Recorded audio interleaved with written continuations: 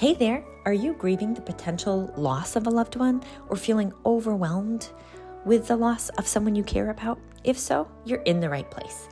Lisa Hartung here, and this podcast is designed to guide you through topics surrounding death and dying. We'll dive into multifaceted aspects of grief, offering you a blend of personal stories, expert insights, and practical advice for your grief journey. May this be a safe space for you to learn, listen, and ask questions about your own life and loved ones. So grab your favorite beverage and let's dive in. Welcome back to another episode with Giving Grief Grace. I am super excited that we have Walker Posey here with us today. He is a fourth generation funeral director and National Funeral Directors Association spokesperson from South Carolina. Walker leads his family's 130-year-old funeral home with a blend of deep tradition and modern innovation, helping families create personalized, meaningful ways to honor their legacy. And one thing I really like about Walker is that he's brought in AI and really innovative ways to help move this long-standing tradition of how we honor our loved ones and bring it into the 21st century. So today we'll really focus on grieving through the holidays as we are heading into the end of the year. And I'm so grateful for Walker. So thank you so much for joining us. Welcome to the podcast. Thanks for having me. I really appreciate being here and look forward to having our conversation. Absolutely. Yeah, so Walker, I know a bit about you, but I was hoping that you could share with our listeners a little bit kind of about your history and then how you got into the family business, and then we can Sure. dive in. So yeah, it's interesting. My great grandfather started our family business in 1879, and he in South Carolina at the time. After the Civil War, they had kind of moved into a city where they had manufacturing, and he was working in the cotton mill. And he decided he wanted to do something a little more, so he bought a Singer sewing machine franchise and opened a little furniture store and started making furniture and selling sewing machines. And so then he began to get requests for caskets, and so he started making caskets. And there really wasn't a funeral industry. I mean, embalming became something after during the Civil War, so we could get soldiers home and give their loved ones a chance to see them one last time. But by and large, funerals are done in the home, in a church, that kind of thing. So he actually opened the first funeral home in our county. He learned the art of embalming from Dr. Joseph Clark, who came through with an embalming exhibit and taught some people how to do it. He was the founder of the Cincinnati College of Mortuary Science, where I happened to go to school. But interestingly, my great grandfather built this business, had 7 boys, and he actually he lost 3 wives actually to different epidemics, flu epidemic, and one in childbirth, and so he raised these kids working in a funeral home, and they all had lost their mother as well. So it's a kind of interesting situation, But yeah, I came back. I was going to go to law school. I started Pepperdine Law School, and then my dad talked me out of it, and I came back and worked with him, and then purchased a business for my family 10 or 12 years ago. So yeah, it's been a long time family deal. Yeah, and I think that one thing that's really unique about your business is that you offer services not only for in person, but there's also online Sure. support resources that we'll get into Sure. later. As we're going into the holidays, I would love, you've been in this business, you've grown up in this business. And so are there any maybe patterns that you see families as we head in? Grief is hard any time of the year, but it's especially, heart stabbing as we go through perhaps maybe the first year of Absolutely. holidays without our loved one. I'll speak from my professional experience at my funeral home, and then also as a spokesperson for the National Funeral Directors Association. I can kind of speak on maybe a little bit broader perspective. The NFDA, as we call it, is our national trade association that helps professionals in our business, get education, learn new things, provide support resources. So it's a really good vehicle for funeral directors to come together and expand their horizons and learn how to better serve families. So But yeah, the holidays are tough. I think change is difficult in life anytime. So when we have a death, no matter what time of the year it is, it's probably the hardest thing you ever go through. And we see families come in all the time, kind of, depending on how their loved one experienced death, if it was, an extended illness or a sudden circumstance, or if they're older or younger, all these things influence kind of how you feel. But there is a common denominator that everyone feels bad, and it's a hard thing to do. The most rewarding thing about our business, for me, is to see families come in at the worst day of their life, and then to see them down the road, or a few months or a few years, and to see that they've been able to deal with it, and they're healthy and they're happy, and those are good memories of the person they love, who's no longer here, but they're in a better place. So we've tried to offer a lot of resources in our business to kind of provide that support for families. And holidays is definitely one of those important times. Yeah. And is there a specific event that you have, or other, added Sure. efforts that you bring out during the holidays? So for the holidays, we have a program called Hope for the Holidays, and we invite all those who we've served in the last 12-month period to come in. And we have either a kind of a clergy or counseling a person lead that group, and it's a service. So we have some music, and we talk about give a little helpful 10 or 15-minute tidbit on how to deal with grief during the holidays. And this year we actually have a person coming in who is a minister at a church, but had a lot of death in his life. And so he's been through death of his parents, a spouse, a child, which is very difficult, because all those different events feel a little bit differently to people. And so our Hope for the Holidays program is a time for families who have had a similar loss to come together and to have a message of hope. And then we give them a little keepsake with an ornament with their loved one's picture on it to take home, and they can keep on the tree. But it's also a social gathering. It's important, I think, when you're dealing with grief, especially during holiday times, to realize it's important to get out among other people and just to have some interaction. It's easy to want to feel kind of shut down and to not want to deal with it, like any hard thing in your life, divorce or death or whatever. You kind of want to close yourself in. But we've seen that as families come together, and just, even though it's a sad occasion, they're interacting, they're talking about their loved one, they're telling stories, some positive memories come up. That really is a helpful thing, I think, in getting through these moments that you just want to, wish you didn't have to go through. Yeah. And I love when you said that community is everything. I think sometimes it's hard when you might feel like you're the only one in your friend group that have experienced a certain kind of loss. And so coming together in an event like Hope for the Holidays, you can find camaraderie in other people who have walked similar paths, which I really I love. think And so. And I think it's important. There's every loss is individual and unique, and there's things that your friend who had maybe lost their parent or their spouse didn't go through or didn't feel, but that similarity of going through this common experience, I think, can be a great healing tool for yeah. our families. And do you ever offer those, like a live stream during those services? Yeah, we live stream it. We do. And we'll do it. We'll live stream it this year. Our webpage is Posey Cares, POSEYCARES.com. And there'll be a link on the just the homepage, and anyone could log in and watch and participate if they'd like to.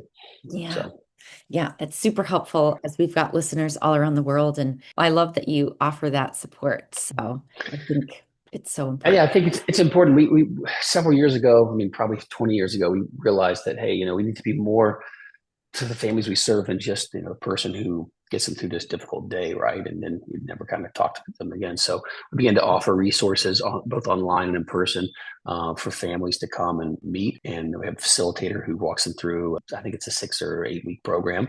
And then we try to have little events scattered throughout the year.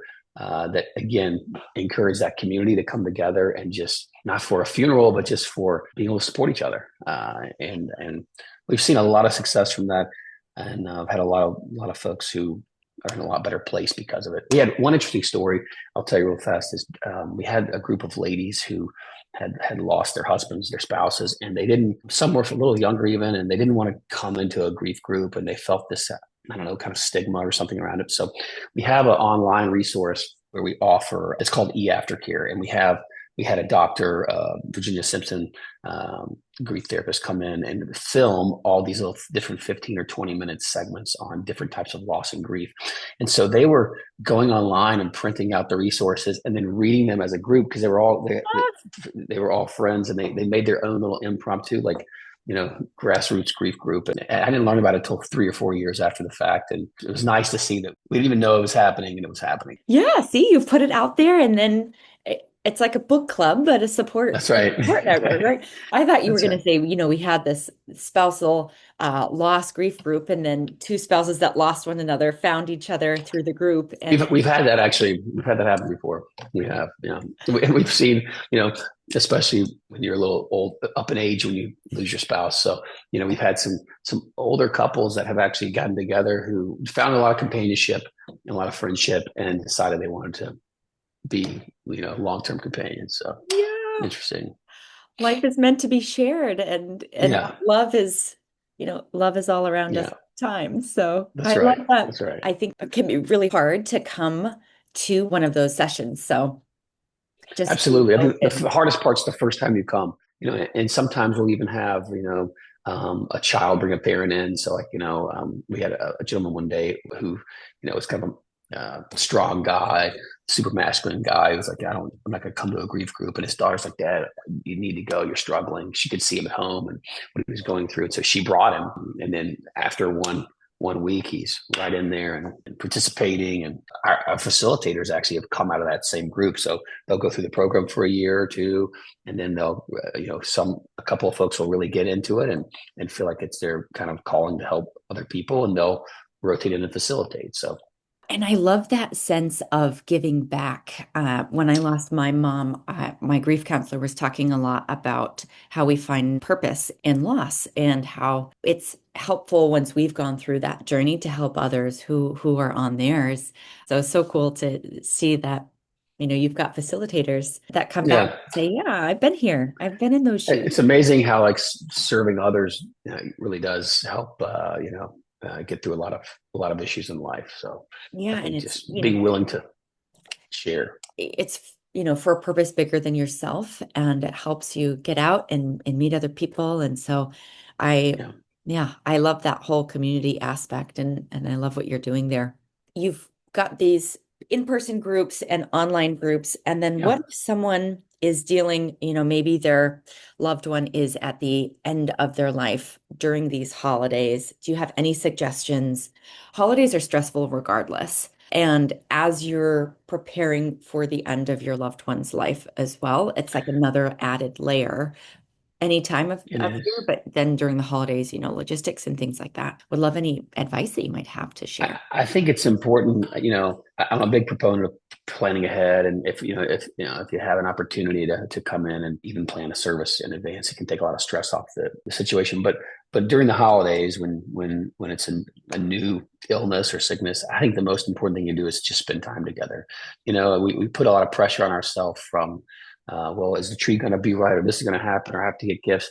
You kind of have an excuse when you're in a end of life situation to go, hey, you know what, this is about me and our family and our relationship, and that's it. Because at the end of the day, that's all that matters. You'll look back on the gifts and the fun things and the traditions or whatever it may be, down the road, but be fondly remembered. But what you remember right now is being together. And so, I just tell folks, take the pressure off yourself and don't feel like you have to come in even and plan in advance for our stuff. We'll take care of it when it comes. Spend time with your loved one and just to have those moments. The funeral process for us is kind of designed, I think of it as little moments in time. So we're trying to create little healing moments. So maybe it's when we come to the home, and if your loved one dies at home, let's say in hospice care, and we bring them into our care, maybe we create a moment in how we respectfully do that you can remember, and you'll think, gosh, I remember when mom passed away and they came in and they did this or they left this and it meant something. Or maybe it's when you come in to plan the service and you have a relationship with the funeral director and you meet them for the first time, or maybe you see them for the first time, your loved one, or maybe it's the service, or maybe it's a scattering, whatever it may be. And so I think in life, same way, we're trying to always just create moments that connect us, right? So I think it's very beautiful to think about just taking time, taking pressure off yourself, and just having some moments together to connect and be together. Yeah, there's a book I always talk about. It's called Final Gifts, It's by two hospice nurses, and it talks about how connecting with loved ones at the end of their life and really just making the moments matter and Yeah. listening for signs of they will let you know in their own way when they're ready to go. Yeah. It's an interesting experience if you've never gone through that. I've only actually, I mean, for all the years I've been in death care and helping people, when my grandmother passed away, I had the chance to be with her, and my parents were out of town, and they were all coming, and you know, couldn't be there. So, and she was very close to me. I was close to her, and she was from California, from Los Angeles originally, and moved here when she met my grandfather, and after World War II. And so she had this big change, and they had a big love story. But she always said, you know, don't come back and do this. Go move to, you know, LA, be a lawyer, or whatever. So, so when she was the final days of her life, I was the one who got to be with her, and it was really sweet in a lot of ways. You know, you think it can be a hard experience, but it was lovely. You know, she was in different states of consciousness, and she'd say different stories and things I never even heard. And then at the end, it was the most peaceful, kind of, you know, loving feeling to be able to be there for her. And you could tell that she didn't go until she was ready to go, and then it was her time, and she just slipped right away. It was the most unusual feeling that I'll never forget, and I'm very thankful I was able to be there. So Yeah, it's the precious quiet moments. And I think that's an important thing to take away is not worrying about who to email or who to text or who to call, just being present that's it. and, and being with those loved ones and doing the family traditions or, Yeah. are there other rituals or things that you work with families on, in this holiday, like, oh, well, Dad always used to string the lights up and now he's not here. Right. So how do you I navigate mean, so I think you see some in the family units, you see people step up and they kind of change roles occasionally, and maybe kids start doing something, or no matter if the kid's a 50-year-old kid or not, they, you know, kind of step in that role. But I just encourage folks to keep doing the things they love. And even though you think, well, we can't do this anymore, Dad's not here to help us, it's not true. I mean, you know, those traditions are there for a reason, and they mean something to you. Don't be afraid that you're doing something wrong, or you're not gonna hit it just right, or whatever. It's the tradition really in the end doesn't matter. It's the idea of the tradition, I think, just the idea of the coming together. You know, it's the idea that, hey, we do things in our family unit a certain way, and maybe you don't have, you know, maybe the hardest thing is when maybe you don't have a big family and you can feel very alone. But if you are alone, and it's possible you could be actually really truly be alone during the holiday, it's important to realize other people are going through that too. There are lots of people in this world in the same situation you're in, even though it feels like you're the only one. And so I think you get some comfort in that, to know that I know this is a hard day, a hard time, but it's going to get better. And a lot of other people are having to search for what they're searching for. Again, get out, do something, be around people. I think it makes a big difference.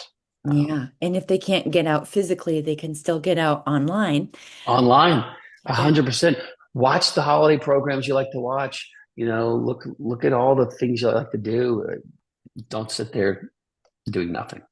yeah, yeah. One thing we did as a family is my mom was one of five, and so we always had really big Thanksgivings, and each of her siblings had kids. So we have really, really big Thanksgivings, and we haven't had one really since she's passed. And so I've been visiting family in Maine, and I called all my cousins and aunts and uncles up, and I said, "Hey, let's have a impromptu Thanksgiving." We had 24 people. It was That's just like amazing. I was like, "Hey, let's do this," and honor mom and do fun. We always did the Christmas crackers. Yeah, You wear the yeah, crown and you tell the silly yeah. jokes, and we did that, and that And was it wasn't on Thanksgiving Day, but fun. it was just as good. It doesn't matter, right? I mean, that's amazing. It's the whole idea that it's you're doing it, you know?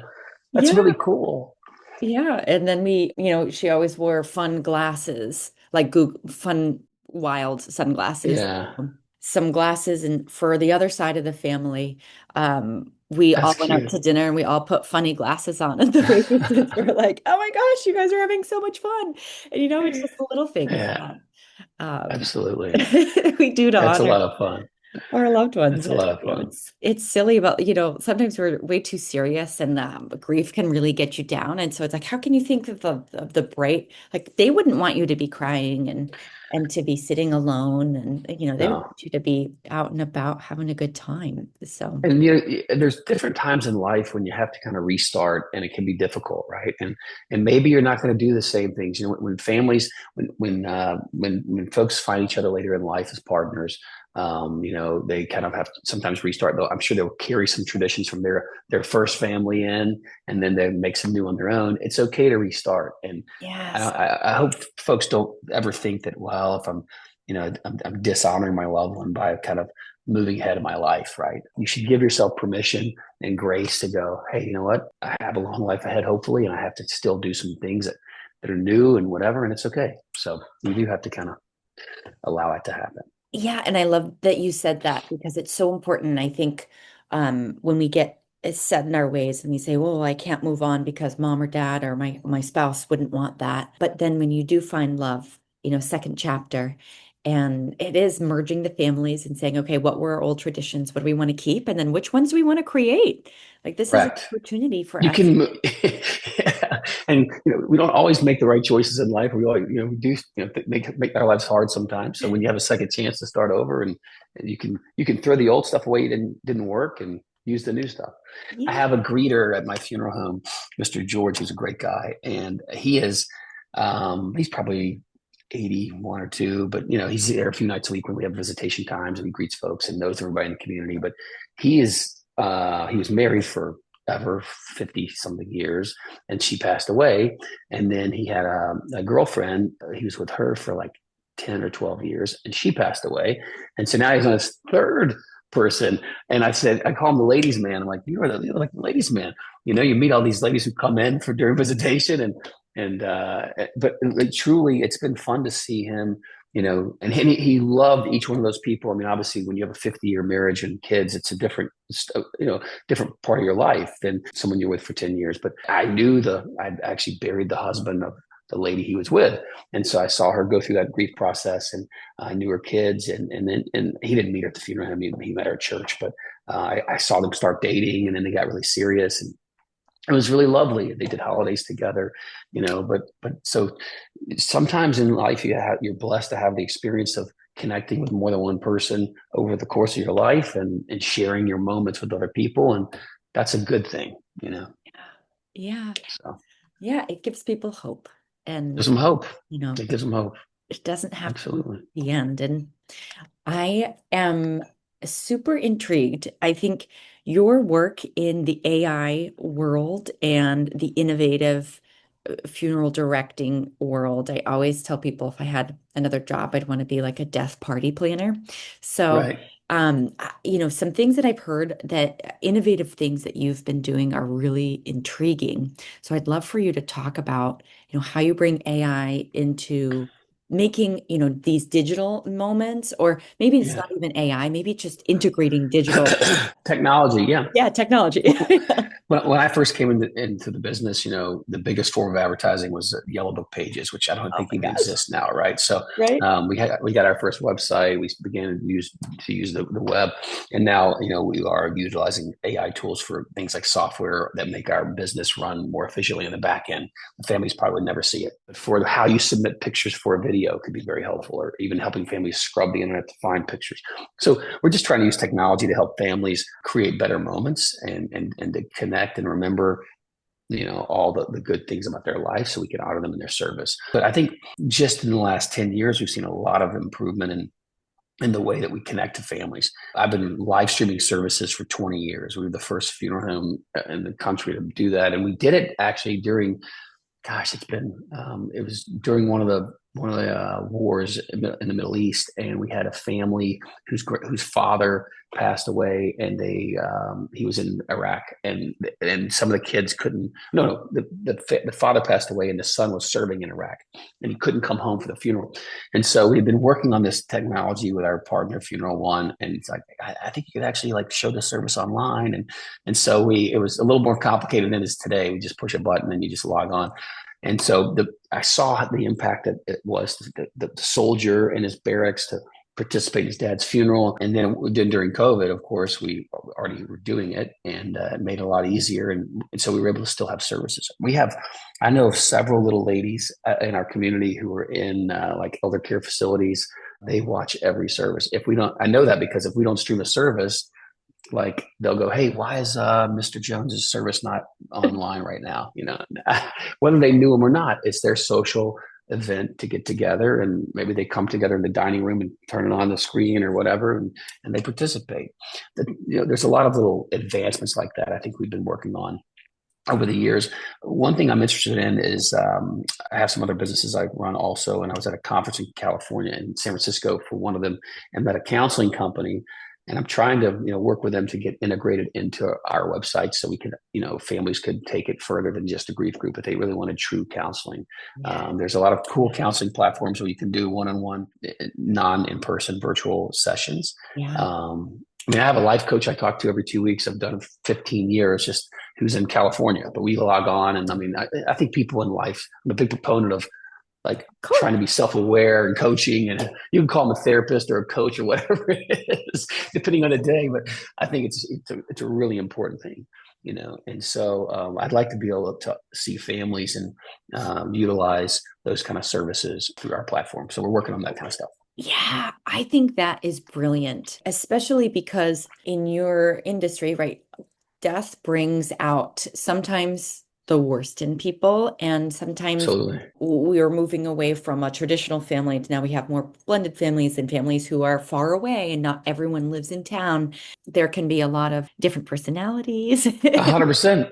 And we're a mobile society. So we began to see this, 25 years ago. People don't live where they grew up. And Yeah. so it used to be, especially in my community, I did this for years. You'd go to the house, the person died at home, all their neighbors were there. They already had food on the table before the person had left the house, and you knew people. And we always put a spray of flowers on the porch to signify this person had a death. And then, we take chairs over and people gathered and they came together. Now I haven't put a door badge on a house in years because it's a safety factor now, and our world's changed, and they don't know their neighbors, and so I think that our virtual tools really are just an effort of us to help create that sense of community and feeling. I always tell people, if you can do something in person, do it. It's getting your body out of your house and your environment is important to do, but if you can't, Yeah. you can get a lot of benefit as doing it virtually. So we really developed all these tools like memorial web pages for families that we serve as an idea to create a sense of community. So and now every funeral home in America, pretty much when you have a death, puts the obituary online. And we were like one of the first to ever do that. And we created that tool simply because we wanted families to have a place to go to remember. And it stood the test of time. Facebook came out and Instagram go, wow, social profiles. What do you do when someone dies? But that memorial webpage has always been there, is a place that people can permanently go. We see families actually year over year come back and write nice messages during holiday times, or they'll rewatch the video of the funeral, so like on our pages, every service is there cataloged with the person forever. Their life tribute DVDs there. And more importantly, the stories and messages people leave are there. One tradition we have, which in funeral service is the register book. And people put their name and address down, and no one ever really looks at it, but online you can tell a story. And so it's really nice to be able to go and go, oh, do you see what that guy said about dad? I didn't know even knew dad. And maybe you're telling a beautiful, few word story. And so that stuff can be nice to do, and technology helps us to create those moments for people. That's the whole point of, I think, technology and funeral service. Yeah. And I'd heard that you were thinking about doing or looking into holograms. Well, there's a company called Funeral One in our space who's very innovative, and there's lots of companies that provide tools for us, but particularly they're working on some things like that where you could kind of tell your own story. And well, who knows? We'll see what happens.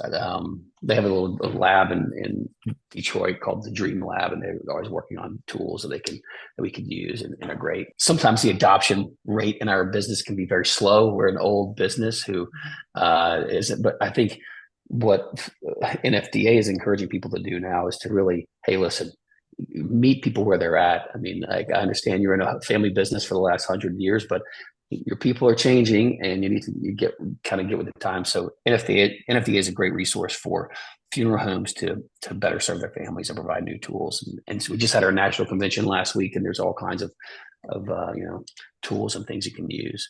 A lot of digital stuff and a lot of grief stuff. So Yeah, I think it's so interesting. And also people are doing things differently. And I would just love for if you have a story that you would like to share of like the coolest way that someone has honored a loved one in your business. I always tell this story. It's been years ago, but we had a younger fellow pass away. He was a kind of a local bartender, kind of local bartending legend in our town, I guess, and it was at the same place for a long time. And so when he passed away, they came in, and he died in an accident, Mm. and like a boating, like he was on the river, and just something happened, and so they didn't know what to do, and they're like, I don't know if we should do anything, and whatever. So I talked to them and explained that, well, he's not super religious. We don't know, if the church is right. If we did something, a lot of people are going to come. So we ended up getting a theater downtown next to where he worked, and we had a funeral service in the theater. And he was actually buried, so we had a casket in the theater, and we had like 4 or 5 local bands come in and play songs about him. His friends actually did a video montage themselves, and then produced it, and we played it. We had probably close to 1,000 people there. The mayor came and made a proclamation proclaiming that day in his honor. It was really special and unique, and so funerals come in all different sizes and shapes and formats. I always tell folks that, it's less important about maybe what we do. It's important to do something. It's interesting. One thing that I think is important, as our religious culture shifted, especially in the US, and people are less religious, we have a sense of loss of ceremony and ritual in a way. And so a lot of times religious rituals have helped people get through grief for years and years and years. So if you're not religious, I'm not saying you need to go become religious, but you need to understand that ceremony and ritual of some kind help us find a place for our grief to begin. Yeah, process. And so we help people create, not ritualistic, but ceremonial type situations for humanistic funerals or non-religious funerals. The coming together and having a program, and I'm happy to moderate for them if they need a moderator, if they don't want a religious guy, but like doing something. And that really is important. I've seen families who choose not to do something, and they have a much more difficult time on their journey than families who come together and do something. It could be any religious culture. I don't care. It's no problem. We'll do anything. That's not illegal.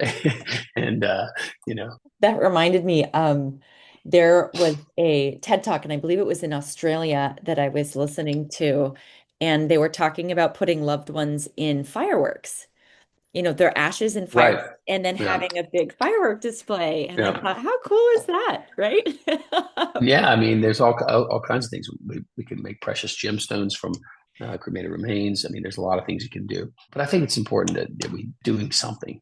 To doing Back to the same something. theme. And that comes back to, okay, so we're in the holiday season and we feel like we're already overburdened, right? We've got family all over the globe. And Yeah. how do you help with different personalities, people who are struggling, who might not be on the same page with their loved Yeah. ones passing? How do you deal with that family tension or maybe, sibling rivalry that's only I think exactly due to the holidays? we see every family that we see is obviously going through the most difficult thing they'll ever go through, and the tensions are high, and so you see people deal with it differently.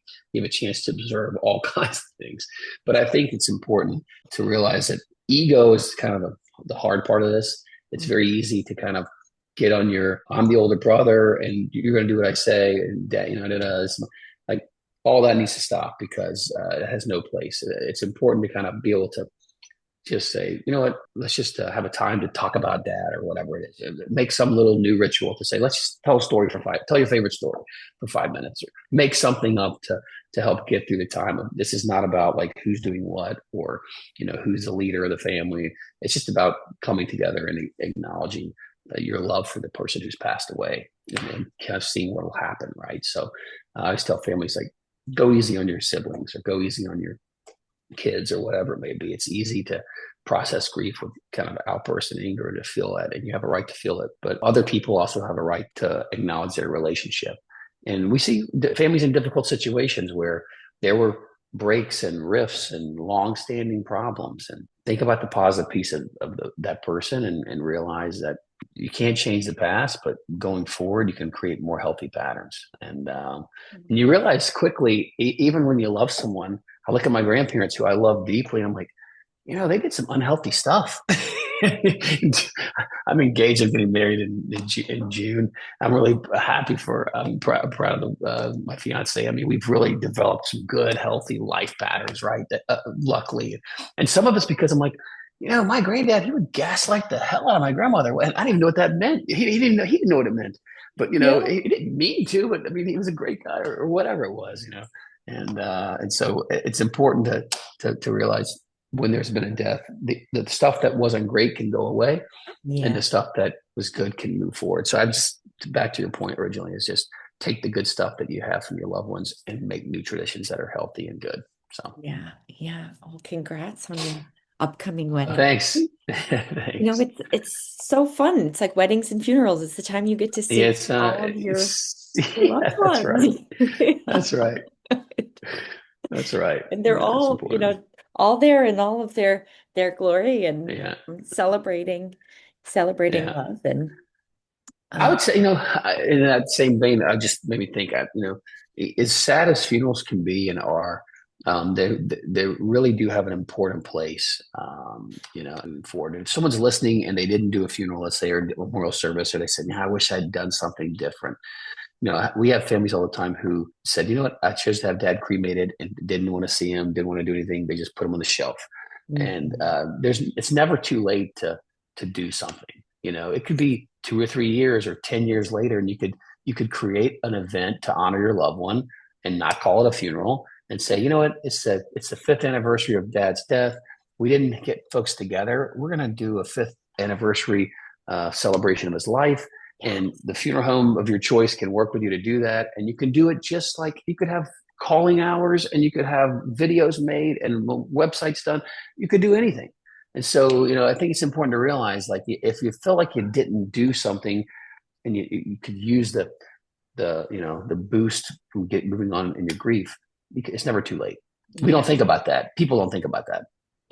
Walker, I've never thought about how if you don't have a service, because that it's harder to move on, or not move on, but process your grief, Yeah. because the actual planning of the service can be so overwhelming. If it's a full body funeral, usually Yeah. it's within the next couple days or within the first couple weeks, and then if they're cremated, it could be whenever. But I love the idea of having yeah, we're going to celebrate grandma's 5-year death Yeah. anniversary. Or It's really true. And there's nothing easy about any of it. I mean, think about a wedding. And it's like, is it more difficult to plan a wedding, a destination, or a local wedding? Who knows? You're making the same number of decisions.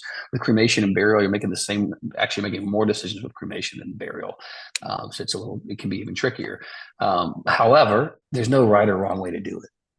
And so I think as you go through those motions, hopefully you have a good funeral director who can guide you. And it's really important. Organization is important in those times. Having a list. Hey, listen, I've talked a lot about a lot of stuff. Here's the 10 things you need to do. Perfect. Here's the times and dates you need to show up. Perfect. What I have to do, where I have to be. That's it. That can be very helpful. So planning an event post going through this process can probably be less stressful. yeah, and more celebratory, right? Because Yeah. we said once they die, we put their negative stuff away and we That's celebrate the right. positive and the joy. So I love that Yeah. of coming back. And even if you did do something and you still want to help commemorate your loved ones, then Correct. And also something as simple as I want to get a gift to give my family members in honor of my dad. So many funeral homes are retail places as well. I mean, we have everything from blankets with people's pictures on them to ornaments to keepsake coins or mementos. really cool things. You could have them make a new DVD of highlights of their life or whatever. And there's a lot of cool little things that you could do to honor your loved one. You Yeah. know, so So head to your local funeral, yeah, and have a chat. You can plan have a a chat. party, you can. Right. I love those memorial items, and I think that Yeah. the little ornaments that you were talking Yeah. about are just so helpful. And so, any advice that you would have for someone, maybe this is their first holiday season without their loved one, any other thoughts or things that are helpful? I would say if it's your first holiday season, it's important that you not skip over it. I mean, it's kind of easy to say, well, let's just, dad's not here, but let's not think about it. Let's just kind of move on. And people try to keep to their same traditions and they don't take time to pause. I think it's important to, if Mm. it's your first year, maybe just to say, we're going to have a 20-minute little time where we pause, honor dad, talk about it. We can cry about it, whatever we want to do. And then let's move on and have a good holiday. But I think it's important not to just skip over it. And there Mm. is an empty chair at that table, and that's important to realize. And sometimes families do that. They'll set a place for their loved one and know they're not going to be there, but it's in honor of them, just whatever you can do to kind of accept the moment, but also to give yourself some grace and realize it's okay. We may just be having a conversation and start crying out of the blue, and it's not going to ruin the holiday. This first holiday is going to be different and unique, and they're going to get better as time goes on. But this could be a really special one.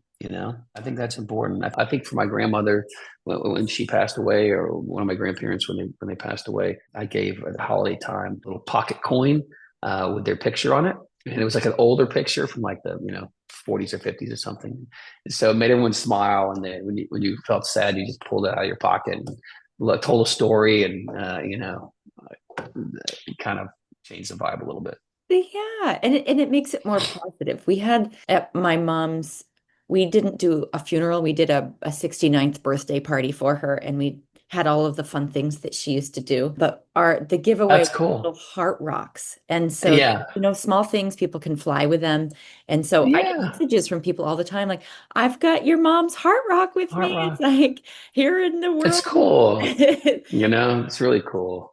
There's so many ways now with like technology. You can go on Canva and design something yourself, even, and or whatever. You can do anything, but there's a lot of cool things that we have that are meaningful. So I think just Yeah, taking time in the holidays to to pause. to acknowledge, to pause and Yeah. slow down. You've been through a lot. There's so many decisions. After someone passes away, and you're just business things. You're going through probate. You're trying to get their credit cards canceled. Mm. What do you do about pension or this? Just take a holiday break to say, my mind needs a rest. It's amazing how after a good rest, a little bit of community, you begin to feel a lot better. Yeah. And that's with any kind of grief. But Yeah, and grief happens when it happens. It's a roller coaster and it's not just all at one time. But I do really value the fact that you say pause, especially in that first year, because if you don't, it's always going to be there and be part of that journey. And you begin to start processing and healing when you pause. It's the yeah, and it's not like, people who haven't maybe gone through grief or been around it. It's not like a sickness you just get better from one day. Oh, you're better. Okay, good. Yeah. It's a journey you're going through.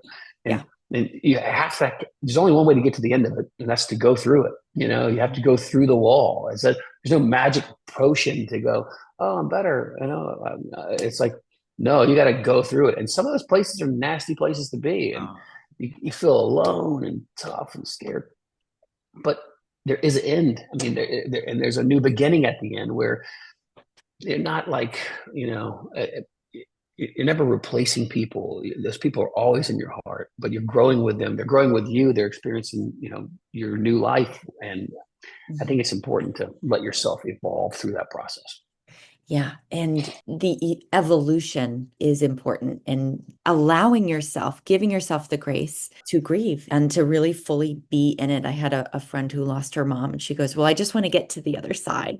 And I said, I know it's what we all want, but Yeah. they're with us always. And by being present and feeling the emotions. It's okay. That's the whole premise of the podcast That's is right. it's okay wherever you are. Grief is going to come up and we work through it and we pause, we have community, and then we have joy and hope and make new memories. So, And it's amazing, even if you're by yourself in the loneliest part of the world, mm, if you pause for a second and you did something to honor that person, you have a little bit different feeling, and you change it. And it's hopefully no one's in that position, but if they are, then they can realize, create a little moment for yourself, create a meaningful moment where you're pausing yourself to honor that person. You're doing something, you're saying something, you're having your own little ritual in a way, and it can be meaningful, really meaningful.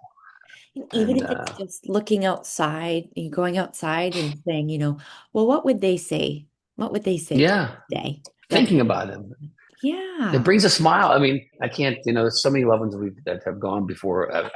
We talk about them, and it's always laughter, and it's the funny things and I don't remember the difficult things too much, or the bad things. It's most of the good stuff. There's a reason why you remember the good things, after someone passes away. And it's good. I hope Yeah. that's true for me too, because I've done plenty of things that I'm not proud of. So, Right. But we always think about the good things. So, that's oh right. my gosh, Walker, I am just so grateful for your, sharing time with us today and Sure. sharing your expertise. I'm excited to see how the future of funeral directing goes. And I love that you're a resource not only during the period of, celebrating loved one, but even after and long term. And so Sure. people can come and check you out at poseycares.com. Absolutely. Any Under grief other? and healing resources, there's Yeah. plenty of tools there. They could just play around. They're all free. They don't cost anything. They're for everybody. So you're welcome to use them. Thanks for having me. Really Thank you so appreciate being much. on the show. And Yeah. I hope that you have a wonderful holiday season ahead. Thank you so much. Thanks so much for listening to this week's episode of Giving Grief Grace. If you found the content interesting and think it could help a friend or a loved one, please share it with them. Subscribe to this podcast and get a weekly dose of positivity. And while you're at it, please leave a review. If you enjoyed the show and want to support me financially on my grief journey, I'm raising funds for Project Purple, a nonprofit whose mission is to see a world without pancreatic cancer. I'm doing this by running the New York City Marathon in November 2025, and I'll leave a link to my fundraising page in the show notes. If you've lost a loved one and are looking for support in an online community, consider joining our free private Facebook group, Giving Grief Grace. May you be kind to yourself in the week ahead and give yourself grace. Thanks so much for listening, and we'll see you next week.